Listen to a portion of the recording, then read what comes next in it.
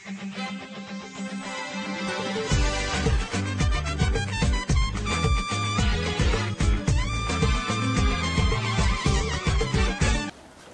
afaka tena ivelatry tsika amin'ny fampandrosoana nyity fireneny ity satria raha mareforefo ny fitondrana zay mijo dia mazava ho azy fa ireo mpamatsy volatsika dia salasala koa ny tena ametraka ny fitokisany amin'izany fitondrana zany. Ny RMA dia niezaka nametraka candidat tamin'ny faritany enina manerana ny Madagasikara.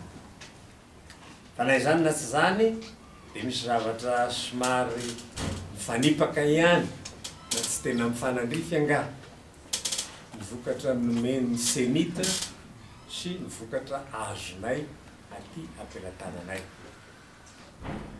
Vokatra omeny senita nay zao dia hoe 9% ny isan'ireo maire RMA zay azonay, nefa aty amin'ny vokatra aty amin'ny misy aminay dia 8% no hitanay. Zay tsy manao hoe tsara zany, tsy mahafapo anay zany, fa raha dininy tao anatin'ny 13 taona sy ny raisan'ny RMA anjara tamin'ny fifidianana ny antony arahantsika mahafantatra zavatra nitranga teto amin'ny firenena tany amin'ny taona 2000 iny.